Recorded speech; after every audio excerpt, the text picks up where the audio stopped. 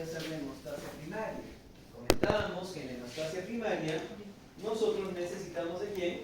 De las plaquetas, ¿sí? Las plaquetas. Entonces vamos a ir anotando la hemostasia primaria. ¿Quién es el protagonista en la hemostasia primaria, jóvenes? ¿Quién es el protagonista en la hemostasia primaria?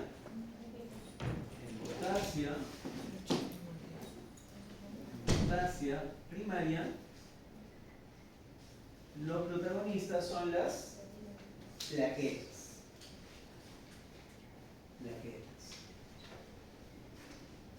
Pero estas plaquetas van a pasar por tres etapas: la adhesión, la activación y la agregación.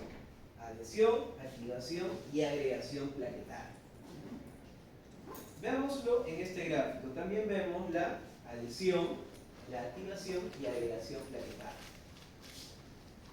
Por ejemplo, aquí tenemos un vaso sanguíneo que acaba de sufrir una lesión. Las plaquetas estaban circulando y, oh sorpresa, empiezan a congestionarse. Y al congestionarse, las plaquetas empiezan a marginarse, a hacerse a un lado. Si ustedes están yendo de lo más tranquilos, jóvenes, están yendo de lo más tranquilos, y observan que hay un accidente, por naturaleza, ¿qué haremos? ¿Seguimos caminando? ¿Nos llama la atención y qué hacemos? Nos acercamos, ¿verdad? O sea, la curiosidad nos lleva al lugar de la lesión. Entonces las plaquetas igual tienen la misma naturaleza. Van a acercarse hacia el tejido lesionado y se van a adherir. La adhesión puede ser de forma directa por sí solas, es decir, la plaqueta viene, se adhiere, pero lamentablemente el flujo de sangre hace que se lo lleve. Para mejorar la estabilidad, ¿qué es lo que utilizan? Utilizan como intermediario al factor de von Willebrand. Entonces, tenemos aquí a mi plaqueta que inicialmente tiene que adherirse, ¿sí? Va a pasar por una etapa de adhesión plaquetaria. Adhesión plaquetaria. Luego dijimos que debía activarse, activación plaquetaria. Y finalmente se iban a agregar, agregación plaquetaria. En el primer caso, la adhesión puede ser de forma directa o de forma indirecta, utilizando principalmente ¿a quién? Al factor de von Willebrand.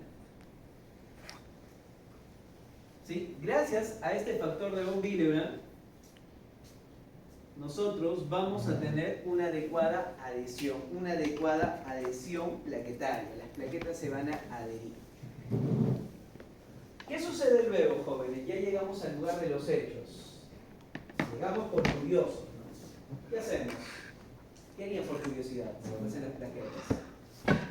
¿Qué están haciendo? Les toman fotos. Eso haría una plaqueta. Toma fotos y envía la información. ¿A quién le va a enviar la información? A las otras plaquetas circulantes.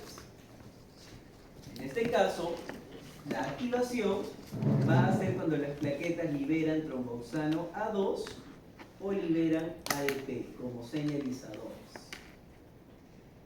Y ese mensaje va a ser captado por las otras plaquetas que están circulando y van a venir en su ayuda.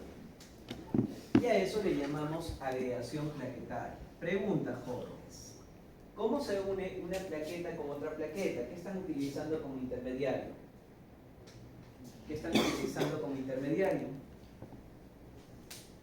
¿Cómo se llama esa sustancia rojita que ven ahí?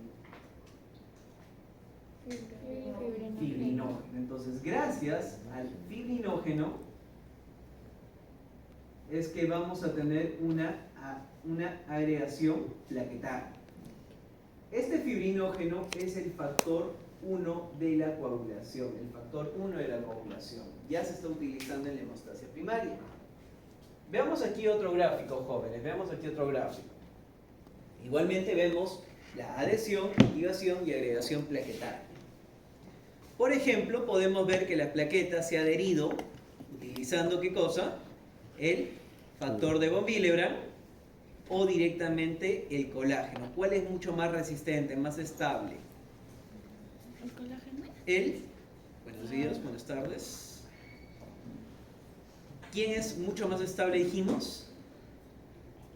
El factor de von Willebrand. Gracias al factor de von Willebrand vamos a tener una adecuada adhesión. Buenas tardes.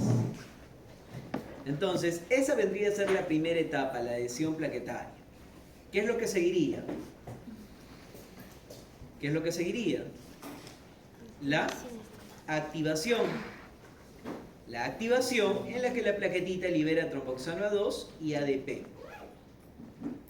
Y finalmente, ¿qué va a suceder? La agregación plaquetaria. Las plaquetas se unen entre sí utilizando el fibrinógeno o factor 1 como intermediario. Y eso va a conformar el tapón plaquetario o hemostasia primaria. ¿Sí? ¿Seguimos la secuencia, jóvenes? Y finalmente ingresamos a la hemostasia secundaria, donde este fibrinógeno se va a transformar en mallas de fibrina. Entonces, ya tuvimos la hemostasia primaria, ahora tenemos la hemostasia secundaria. ¿Quiénes son los protagonistas en la hemostasia secundaria? Diferentes factores de la coagulación. Vamos a tener a los factores de la coagulación.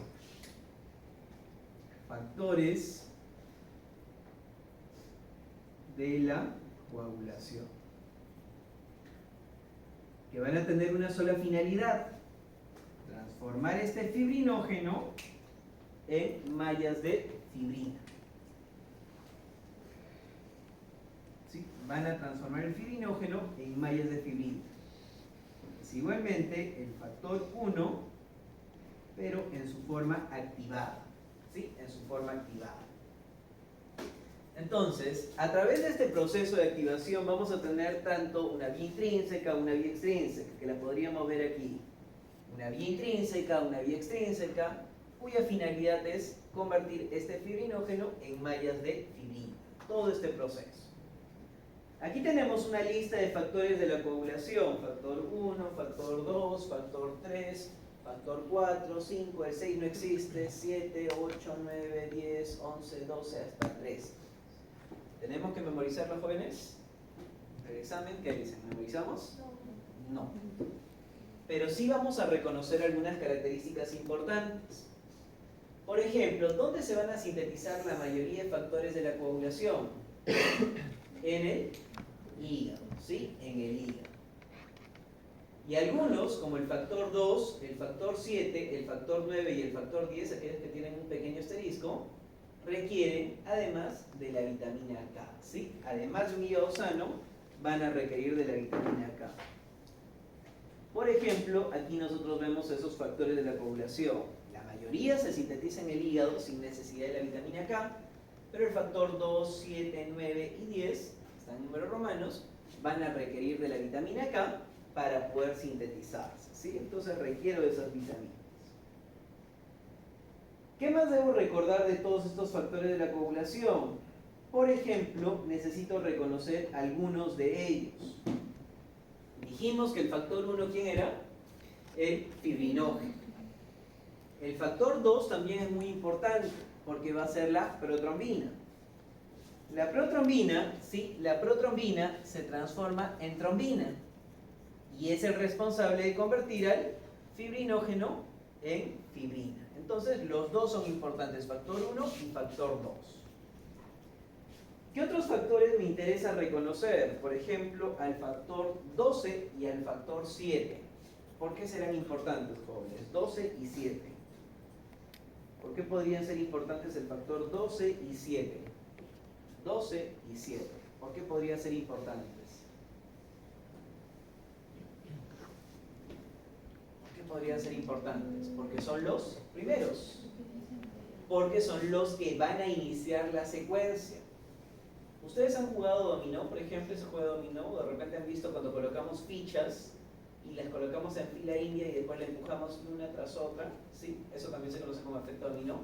Entonces, si nosotros activamos al factor 12, vamos a generar una secuencia: 2 activado, luego al 11, 11 activado, luego al 9, 9 activado, y esto así va a llegar a desencadenar justamente la activación del fibrinógeno fibrina.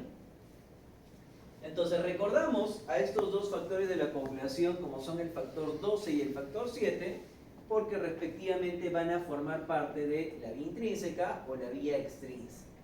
¿Sí? La vía intrínseca o la vía extrínseca. Y luego de ello también tenemos al factor 10 o factor de Stewart, que va a iniciar la vía común. ¿Sí? Que va a iniciar la vía común. Entonces no es necesario recordar todos los factores de la población, pero sí algunos de ellos, ¿no? Cómo inicia la vía intrínseca, cómo inicia la vía extrínseca, y de repente cuáles son los dos productos finales, ¿no? En este caso la fibrina. Entonces, jóvenes, por ejemplo, si nosotros hablamos del primer fenómeno que vendría a ser la vía intrínseca, debo reconocer que esta vía intrínseca, ¿sí?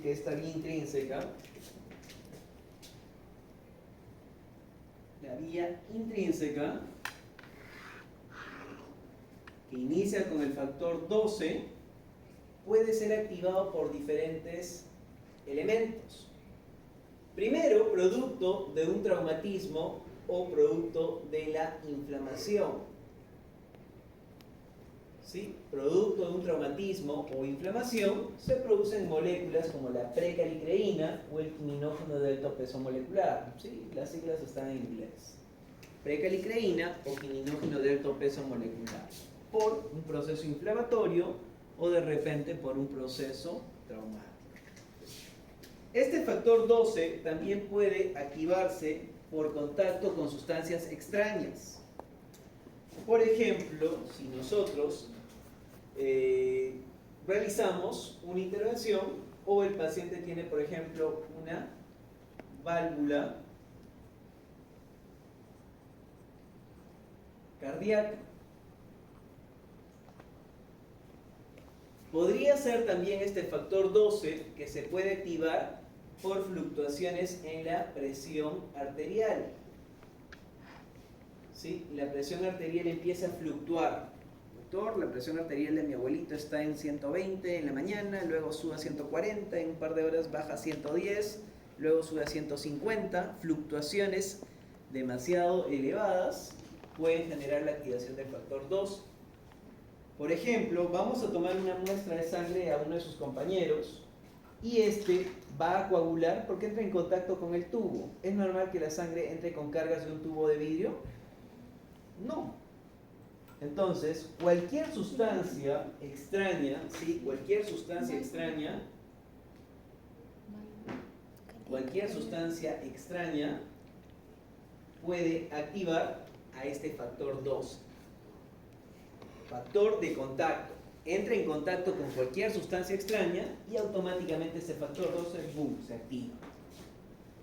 En cambio, la vía extrínseca, que es el factor 7, solamente requiere el factor tisular. ¿Y dónde está el factor tisular, jóvenes? ¿Dónde está el factor tisular? ¿Dónde encuentran el factor tisular? ¿Dónde está TF? ¿Dónde está TF? ¿Dónde está TF, jóvenes? ¿Logran ver TF? Por debajo de la fibrina, por debajo de los vasos sanguíneos. Imagínense que en este caso yo tengo un vaso sanguíneo, aquí está. Este es el vaso sanguíneo. Tiene sus células endoteliales. Ok, segmento endotelial, aquí están las células endoteliales, tapizando el interior. Después, por su clase de histología, en biología, ustedes saben que aquí tenemos colágeno. Tenemos músculo liso y todo lo demás. Aquí está circulando el factor 7, aquí está el factor 7. ¿Y dónde está el factor tisular? El factor tisular está aquí. El factor tisular o el factor 3 está aquí escondido, está oculto. Entonces, ¿habrá alguna posibilidad de que este factor 7 entre en contacto con el factor tisular? ¿Habrá alguna forma, si así lo vemos en este primer gráfico? No. ¿Pero qué pasaría si yo hago una herida? Exacto, fíjense, aquí tengo células endoteliales, arriba no tengo ningún problema. Aquí abajo todavía no debería tener problema. ¡Oh, sorpresa! Herida. Factor tisular se encuentra con el factor 7 y se activa. Entonces, podríamos observar que la vía intrínseca se activa por diferentes causas. En cambio, la vía extrínseca, ¿cuál es la causa para poder activar a la vía extrínseca? ¿Cuál será el motivo para poder activar a la vía extrínseca? ¿Cuál es el motivo? necesariamente una lesión, una herida, obligatoriamente. Si no hay herida, no va a haber un contacto entre el factor 7 y el factor 3. ¿Se entiende? ¿Sí? Entonces, en este caso, vamos a tener estas dos vías, vía intrínseca y vía extrínseca. ¿Sí? Vía intrínseca y vía extrínseca. La vía intrínseca se activa por diferentes elementos, cualquiera que ustedes puedan imaginar.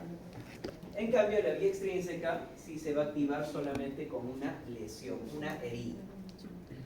¿Y qué sucede luego? Bueno, se inicia toda la cascada y ambos van a activar al factor 10. Factor 10 en 10 activado. ¿Sí? ¿Qué sucede cuando tenemos al factor 10 activado? Factor 10 activado. Aquí está el factor 10 activado. El factor 10 activado se siente solo y dice, voy a llamar a dos amigos. Voy a llamar al factor 5 activado y voy a llamar al calcio. Y a los tres los vamos a llamar complejo activador de la protrombina. Un grupito de tres, ¿no? Un grupito de tres. Complejo activador de la protrombina.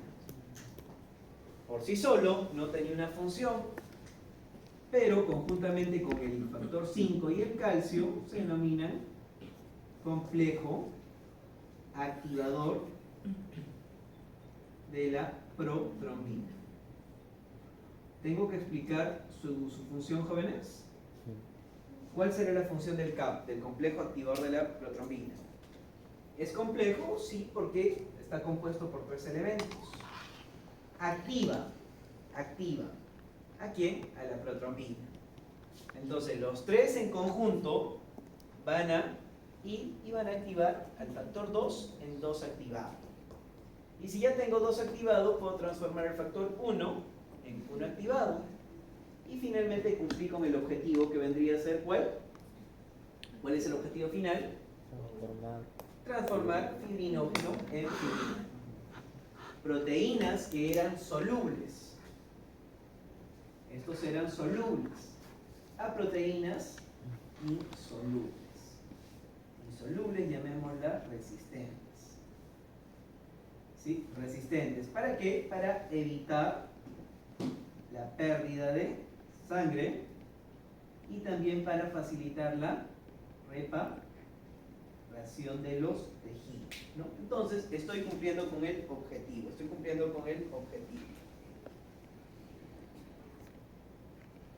¿Sí? ¿Se entiende, jóvenes? Entonces, eso vendría a ser la hemostasia secundaria. Y finalmente, vamos a tener el último fenómeno que vendría a ser la resolución del coágulo. ¿Sí? La resolución del coágulo. Estas mallas de fibrina permanecen en los tejidos hasta que se haya cumplido con el objetivo, que nuevas células epiteliales se repliquen y puedan tapizar. Se ha reparado, doctor, ya no hay contacto entre el factor 7 y el factor tisular. Excelente. Ya no hay pérdida de sangre. Pero este bultito de fibrina, ¿qué hacemos? ¿Lo dejamos ahí para toda la vida? Doctor, tengo ahí un poco de fibrina de cuando tenía 7 años y me caí de la bicicleta. ¿Será posible? No, porque podría obstruir el vaso sanguíneo. Entonces, ¿qué tiene que pasar? Tiene que descomponerse. Y en este caso, la última etapa que vendría a ser la resolución del coágulo, que vendría a ser justamente la fibrinolisis. La fibrinolisis. ¿Quién es el agente que produce la fibrinolisis? La plasmina. La plasmina va a ser el responsable de degradar las mallas de fibrina. Y su predecesor es justamente el plasminógeno. Estaba circulando en la sangre y lo activaron. ¿Sí? ¿Se entiende? ¿Preguntas, dudas sobre la hemostasia, jóvenes? ¿Todo claro?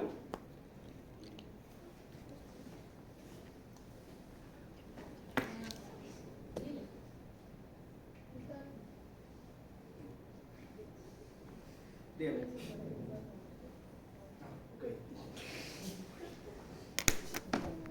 Ok, entonces, eso vendría a ser el proceso de hemostasia. ¿Preguntas, dudas, jóvenes?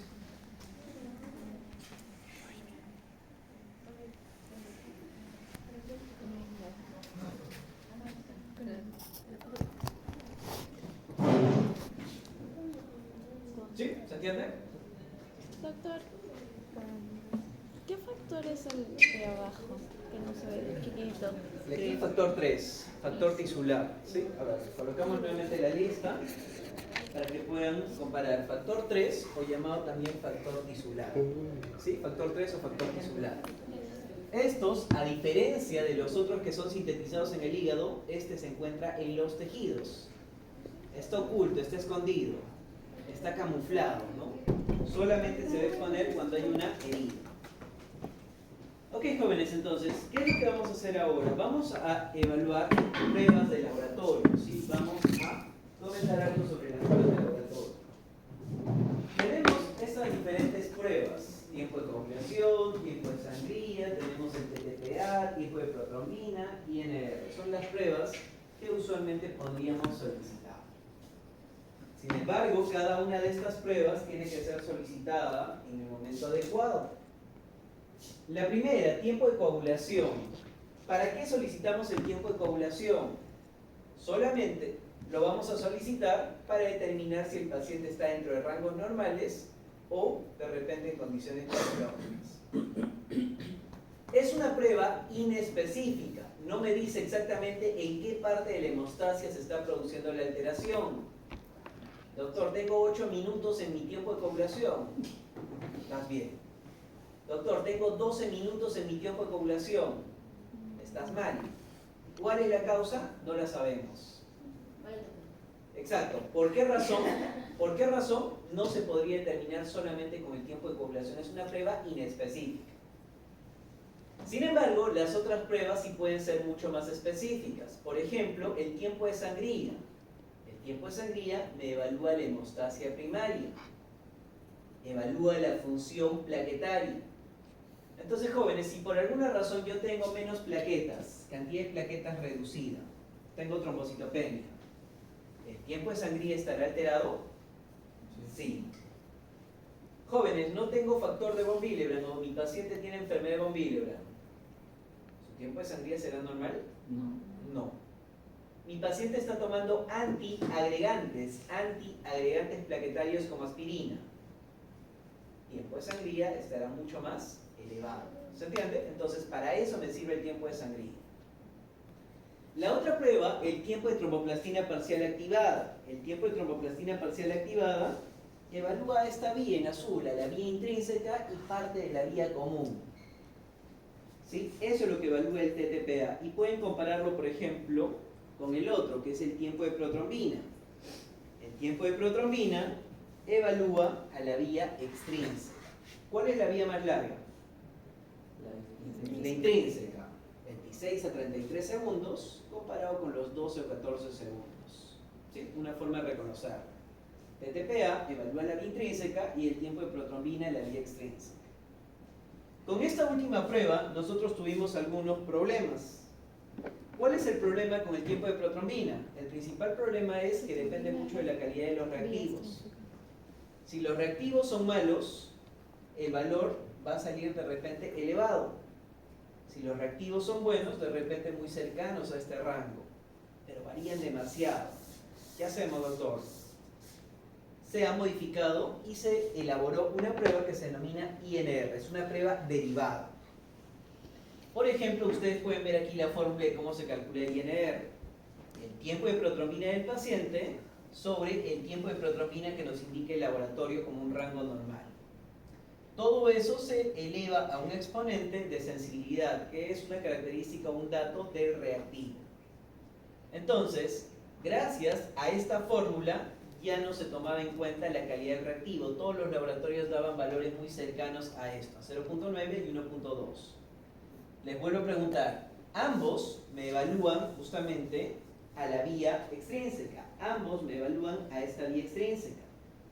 Pero pregunto, ¿cuál de estas dos será mucho más confiable? El INR, ya que este, como dijimos, depende mucho de los reactivos que se utilicen.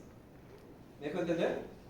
Ok, y ya para finalizar e iniciar la parte experimental, jóvenes, existen alteraciones de la hemostasia, ¿sí? Alteraciones de la hemostasia que pueden estar relacionadas de repente con la cantidad de plaquetas, con la carencia del factor de von Willebrand o incluso con la carencia de vitamina K. Si hablamos de la trombocitopenia, ¿cuántas plaquetas nosotros tenemos? ¿Cuánto es el número normal de plaquetas? ¿Cuántas plaquetas tenemos, jóvenes? ¿Cuántas tiene, señorita? No sabe. Debería tener entre 150.000 hasta 400.000 plaquetas por milímetro cúbico. ¿Sí? Entonces, esa es la cantidad normal. Cantidades por debajo, hablaríamos de trombocitopenia. Por ahí, si hablamos de trombocitopenia leve, usualmente hablamos de cantidades entre 50.000 hasta 100.000 plaquetas, ¿sí?, por milímetro cúbico. Si hablamos de trombocitopenia moderada, estamos hablando de una cantidad entre 10.000 hasta 50.000. Y si hablamos ya de trombocitopenia severa, valores por debajo de 10.000 plaquetas por milímetro cúbico, ¿no? ¿Sí? ¿Me dejo entender?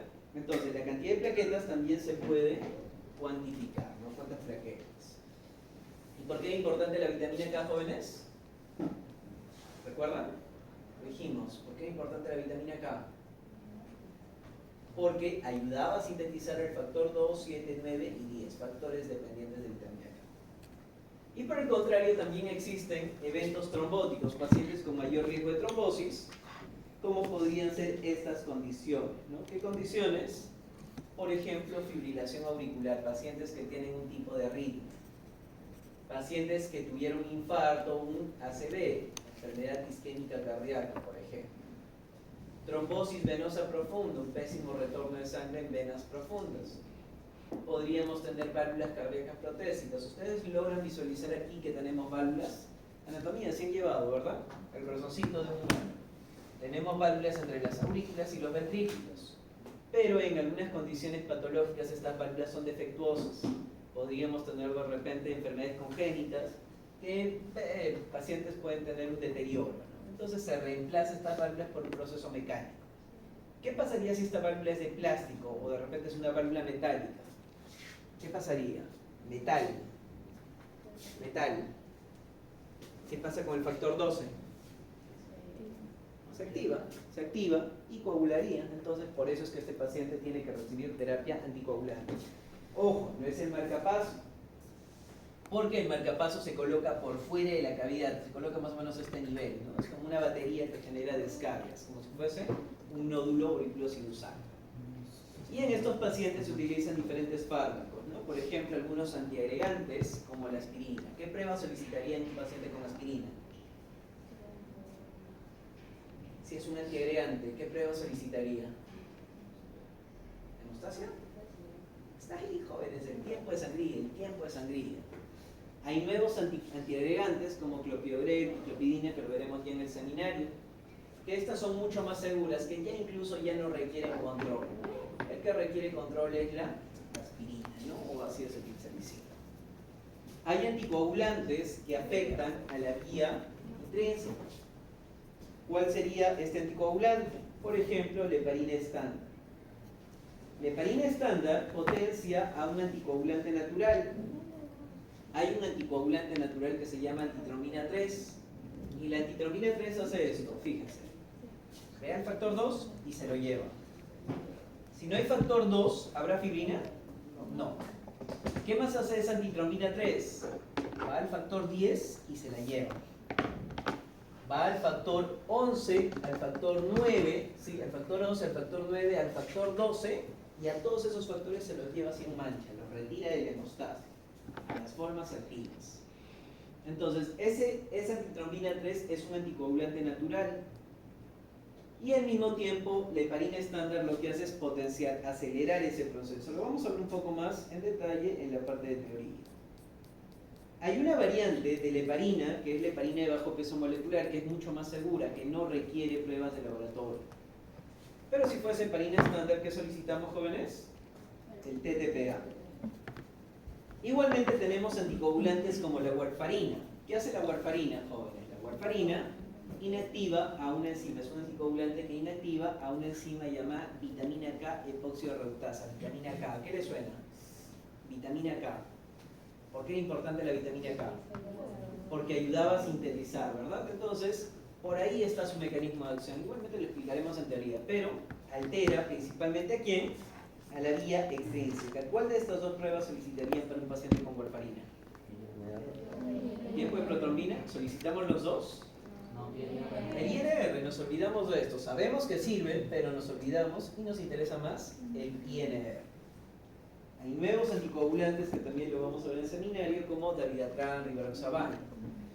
Pregunta, ¿a qué le suena rivaroxaban? ¿Han visto esta letra? XA. ¿Dónde han visto XA, jóvenes? Factor 10. Factor 10 activado. Entonces el rivaroxaban, apixaban, retira al factor 10 activado. Es un inhibidor directo del factor 10 activado. ¿A qué le suena dabigatran? Dabigatran. B. Factor 2. B. Factor 2 activado. Igualmente va a secuestrar o inactivar de manera directa al factor 2 activado. ¿Sí? Es una fija para el examen, jóvenes. ¿Anotan? Sí. Y finalmente tenemos algunos fármacos que pueden mejorar la hemostasia, como podrían ser carbazocromo, etamcilato, ácido tranexámico, ¿no? Igualmente los vamos a desarrollar en la parte de teoría. ¿Sí? ¿Preguntas, dudas? ¿Todo claro? ¿Preguntas, dudas, jóvenes? ¿Todo claro? Listo. Entonces, ahora vamos a hacer la parte práctica, en la cual necesitamos que alguien pueda donar 5 mililitros de sangre aproximadamente. Solo 5 mililitros de sangre. No se le va a devolver.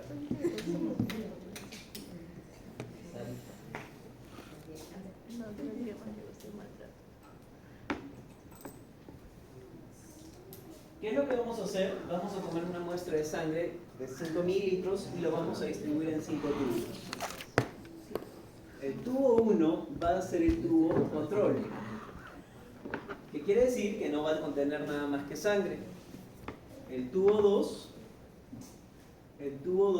va a contener sangre más heparina estándar. ¿Sí? Heparina estándar. El tubo 3 va a contener un anticoagulante como vendría a ser la warfarina. ¿Sí? La warfarina. El tubo 4 va a contener citrato de sodio. Y el tubo 5 va a contener la vitamina K. Vitamina K. ¿Sí? ¿De qué? Entonces, ¿me ayudan por favor? ¿Qué va a recibir el tubo 1? ¿Qué recibe el tubo 1, jóvenes? Es que yo no puedo la próxima. Control. Grupo 1, control. Grupo 2, Heparina No, yo no. estándar. heparina. Grupo 3, Warfarina. No, mejor sí. grupo 3, Ya fue. warfarina. Grupo 4, Citrato de sodio. 4 va a contener citrato. Son ligas de pollo, ¿verdad? ¿Cuál? Tubo 5, De pollo, ¿verdad? Vitamina K. Y eso, piedra, eso lo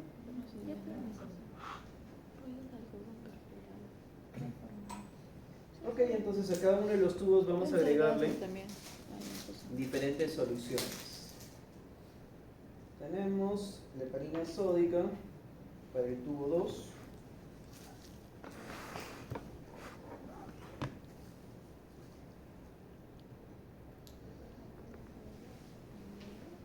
Ok, tubo 2, heparina, ¿no? Ok, aquí está la heparina.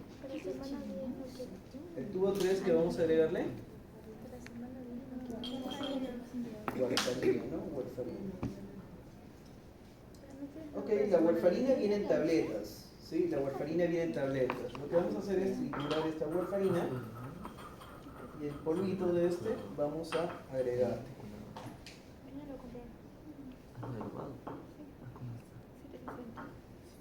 El tubo 3.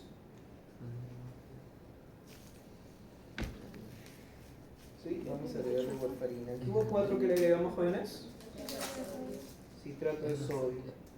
El citrato de sodio es un anticoagulante que usualmente se utiliza en las bolsas colectoras. ¿Ustedes han donado sangre alguna vez? Sí. ¿Sí? ¿Conocen qué es un banco de sangre? No. Sí. Entonces, en ese banco de sangre hay recipientes, bolsas para recolectar la sangre y que se puedan almacenar, ¿no? O creen que la sangre que se saca el paciente se va corriendo a depositarle a otro.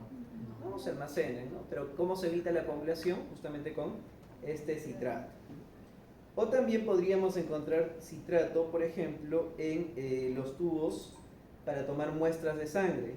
Eso sí se han realizado, ¿verdad? De repente un hemograma o algún otro examen. Sí, entonces les toman la muestra de sangre y ¿qué hace con ese tubito? ¿De inmediato lo van a procesar? No, lo dejan almacenados, pasan, no sé, 1 hora, 2 horas con todos los pacientes, pero esa sangre no coagula porque contiene citrato. Y finalmente el tubo 5 que va a recibir vitamina K, vitamina K. ¿Dónde actuaba la vitamina K, jóvenes? A nivel del hígado para poder sintetizar, ¿sí? Para poder sintetizar algunos factores de la coagulación. ¿Ven lo espeso que es? No logra bajar. No logra bajar. Está jalando y no logra bajar. Tiene un aspecto aceitoso.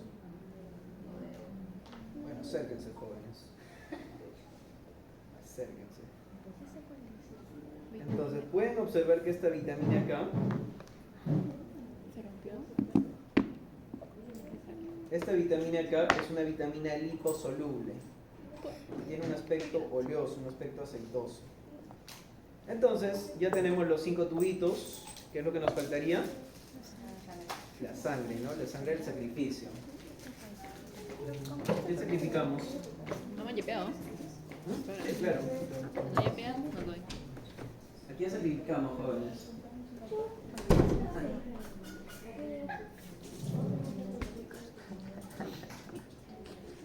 Caja de bisturíes. Número 15. ¿Eso hemos comprado, no? No. Para la función tampoco. Compramos el 11. Pero si quieres te vendo. Unos 3. 4. 3, 4. Mango de bisturí número 3. Se tiene, pues de oclusión. Jóvenes, necesitamos a un voluntario. Matador Done de 5 ojos. mililitros de sangre. Para saciar. ¿Cómo es? Correcto.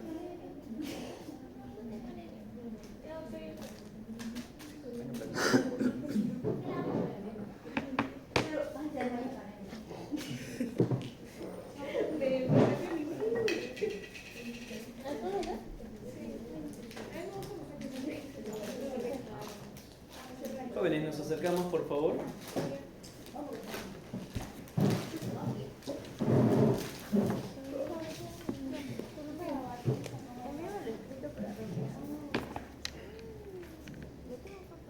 Bracito, por favor. Cualquiera que sea visible.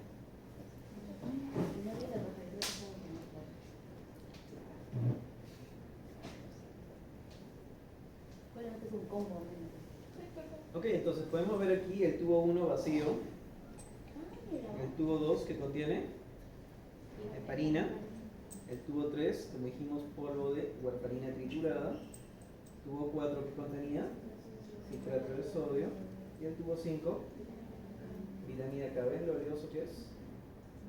Sí, es oleoso. Entonces imaginen eso por vía intramuscular. Duele. Una cintita, por favor, pásenle. ¿Puedes sentarse?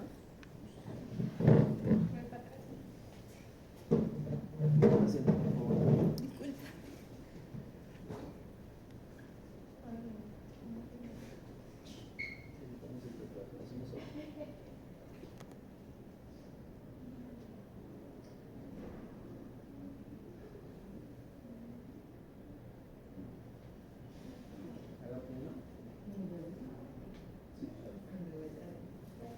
Ok, entonces lo que vamos a hacer ahora es tomar una muestra de sangre y por favor me ayudan con un cronómetro cuando yo les indique.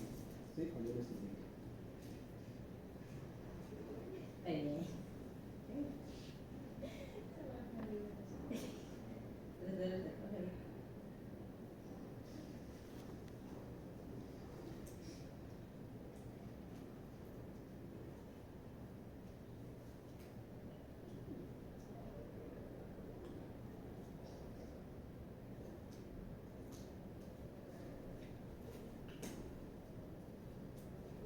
cómo fue con su examen? ¿Bien?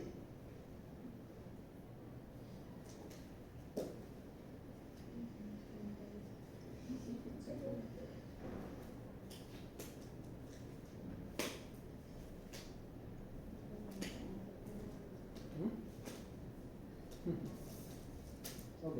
¿Pueden abrirme una jeringa? ¿Sí? Le den la salud. Y se pone morado su brazo. Te cae.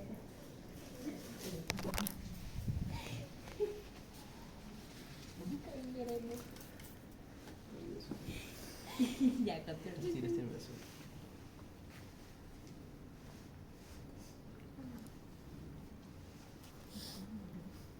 Como morado su brazo.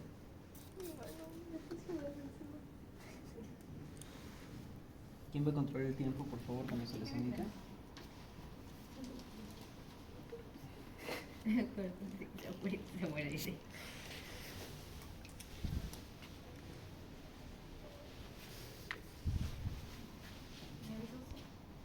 Sí, cuando terminemos de tomar la muestra de sangre.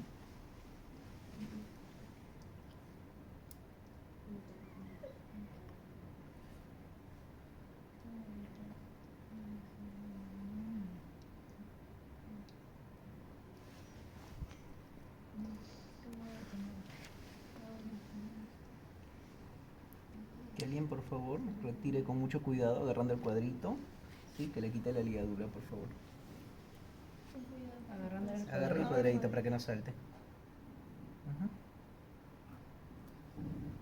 Ajá. Cuidado y listo. Doble su bracito, por favor. Presione, presione. Doble. Ahora sí, tiempo. Es marrón. Pum. Es marrón por dentro.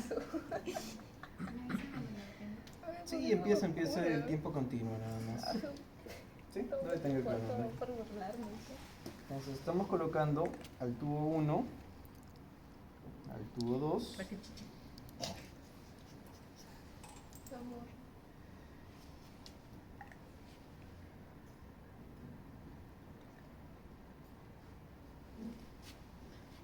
noches. al tubo 3,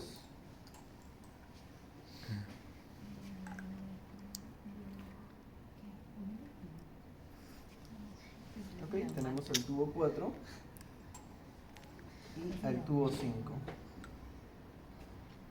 Sí, entonces ya no sobró nada, señorita, no se devuelve. Tómate. No se devuelve. Terminamos con los 5 mililitros. Entonces, ¿cuánto tiempo vamos? 1 minuto con 3 segundos. Ha pasado 1 minuto con 3 segundos y lo que vamos a realizar es justamente el tiempo de coagulación. Esperamos que esta sangre pueda coagular justamente dentro de ese rango, dentro de 6 a 10 minutos. Si da, digamos, el resultado está dentro de ese rango, podemos decir que ya está dentro de rangos normales. Pero si quizá ya pasan de repente 12 minutos, 15 minutos y no coagula, ¿podríamos saber cuál es la causa? No, porque es una prueba inespecífica. Lo único que podríamos decir, hay algo malo. O bien no está sintetizando adecuadamente el factor de coagulación, o de repente hay algo que ha alterado este proceso de hemostasia. ¿Por qué razón? No lo sabemos. Entonces, tiempo de coagulación, recuerden, inespecífica. Sin embargo, si nosotros quisiésemos evaluar la hemostasia primaria, ¿qué es lo que tendríamos que hacer? Tiempo de sangría. El tiempo de sangría se puede realizar mediante 2 métodos. Hay uno que es el método de Ivy y hay otro que es el método de Duke. Por ejemplo, uno de ellos consiste en realizar una pequeña, primera asepsia y antisepsia y una pequeña lesión de más o menos 1 o 2 milímetros en la región anterior del antebrazo. Y lo que tengo que hacer es con un pequeño papelito ir secando, seco, seco, y en el momento en el que deje de sangrar, ese es el tiempo de sangría. O de repente en el lóbulo de la oreja, igualmente se hace una pequeña incisión de 1 milímetro y con un papelito va secando. En el momento que deje de sangrar, ese es el tiempo de sangría. ¿Para qué se utilizaba el tiempo de sangría? Para evaluar hemostasia primaria. Luego de ello existen las otras pruebas que comentábamos, el TTPA o de repente el INR, ¿no? TTPA, ¿para qué era importante? Para la vía intrínseca, la vía más larga, muy útil para pacientes que están recibiendo terapia con heparina. En cambio, el tiempo de protrombina o el INR, ¿para qué servía? Para la vía extrínseca, principalmente para pacientes que reciben Farina. No, warfarina. ¿Cuánto tiempo vamos? 3 minutos con 7. ¿Notan alguna característica? En la base como que está un poquito más denso, ¿no? Vamos con el otro tubito. ¿Logran ver alguna diferencia? ¿No mucho? ¿No hay mucha diferencia? Entre los dos sí, pero Claro. en ese Diferencias. 1 y 2, diferencias. Está mucho más espesa el tubo 1 y el tubo 2 está mucho más fluido. Ni siquiera se pega nada en las paredes. Tubo 3. ¿Qué observan en el tubo 3? Está mucho más espeso e incluso está formando pequeños halos, ¿no? Entonces parece que el tubo 1 y el tubo 3 van a coagular.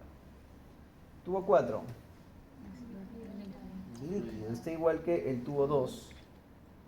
El tubo 5. Por partes. Ok, entonces parece que también va a coagular. Entonces, vamos viendo cada una de las indicaciones. Por ejemplo, la heparina es un anticoagulante in vivo, pero también es un anticoagulante in vitro, como ve la tendencia, ¿no? Posiblemente no va a coagular. Es un anticoagulante in vivo, pero también un anticoagulante in vitro.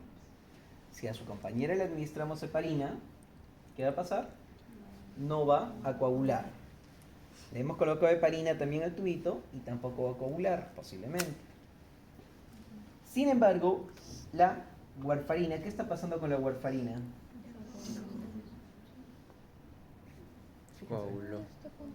Está a punto de coagular, o ya hay una gran parte que ha coagulado. ¿Cuánto tiempo vamos?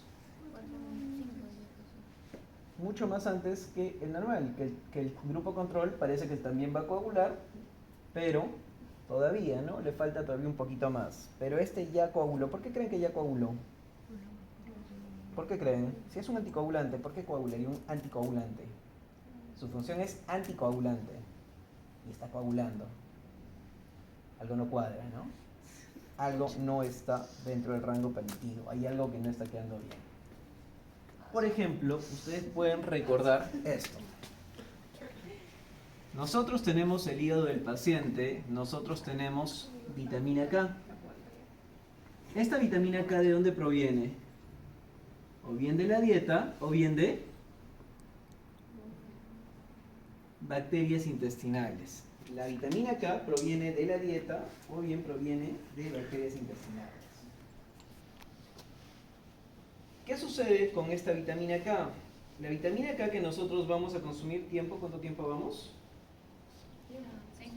6 minutos. 6 minutos, ¿qué pasó? Vitamina K, el tubo 5 coaguló. Entonces ya tenemos 2 tubitos coagulados. Y mucho más antes de lo esperado, ¿no? ¿Y qué pasa con el tubo control? Le falta un poquito, ¿no? Le falta un poquito. Le damos 2 minutos más entonces. Entonces les comentaba que esta vitamina K que proviene de la dieta o las bacterias es una forma inactiva. Es una forma que todavía no puede funcionar para poder sintetizar los factores 2, factor 7, factor 9 y factor 10. Todavía no. Ingresa hacia el hígado y en el hígado hay una enzima, ¿sí? Hay una enzima que se llama vitamina K, epóxido, reductasa. Y esta forma de vitamina K epóxido reductasa lo que hace es generar una vitamina K en su forma activa. ¿Sí? ¿Se entiende? Entonces, gracias a la enzima hepática, yo puedo transformar esta forma inactiva en una forma activa. Y recién puedo sintetizar estos factores de la coagulación. Significa que mi paciente va a coagular, va a sintetizar todos estos factores. Su compañera, por ejemplo, tiene la enzima, está consumiendo vitamina K en la dieta o sus bacterias están produciendo y ella está produciendo estos factores. ¿Y qué es lo que hace la warfarina? La warfarina actúa a este nivel. La warfarina inactiva a la vitamina K epóxido reductasa. Si ya no tenemos enzima con la warfarina, ¿habrá factores de la coagulación? No. ¿Pero dónde está actuando la warfarina? En el hígado. En el hígado, en el paciente. ¿Nuestro tubito tiene hígado? No tiene hígado. Por lo tanto, no hay lugar donde actuar. ¿Qué tiempo tenemos? 8 minutos coaguló.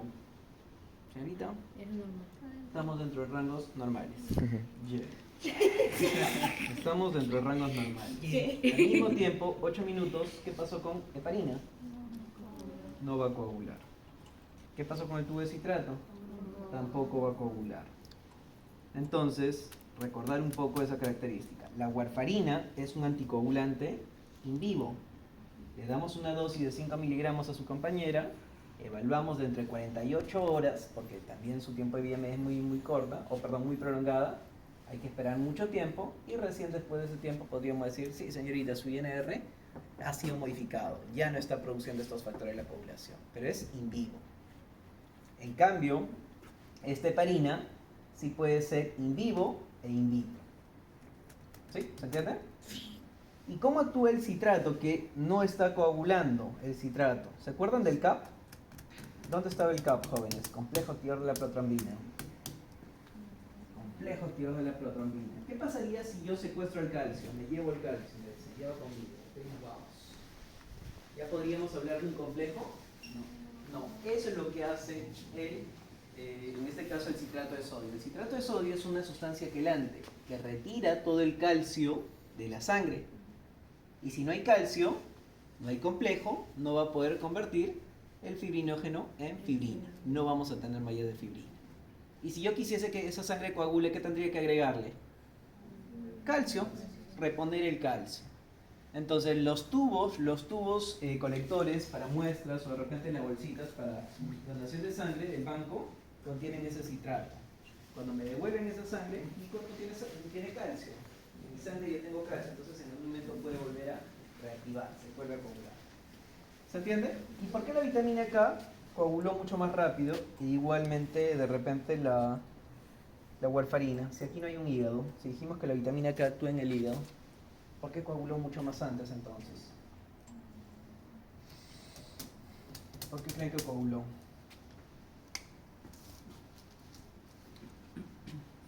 No.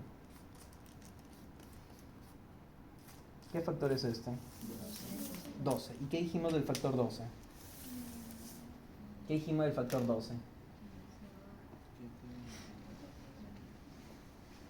Ok, que inicia la vía intrínseca, pero ¿qué más? ¿Cómo se activa ese factor 12? Contacto con sustancias extrañas. ¿El polvo será algo normal? No. Entonces, entre este tubo y este tubo, dijimos que la warfarina no va a ser anticoagulante, ya sabemos por qué. Pero ¿por qué hizo un tiempo mucho más corto? ¿Por qué coaguló mucho más antes? Claro, porque aceleró ese proceso de activación del factor 12. Y lo mismo, yo les comentaba, ¿qué naturaleza tiene la vitamina K? Oleosa, es aceitoso. ¿Un aceite será, digamos, una sustancia que entra en contacto con la sangre normalmente? No, por eso es que los tiempos con el tubo 3 y el tubo 5 fueron mucho menores. Porque sustancias extrañas fueron catalizadores, aceleraron ese proceso de activación. ¿Se entiende? Sí. Listo, ¿preguntas, dudas? ¿Cómo vamos con su brazo? Se desangra. Se desangra su compañera. Bueno, algo de morir.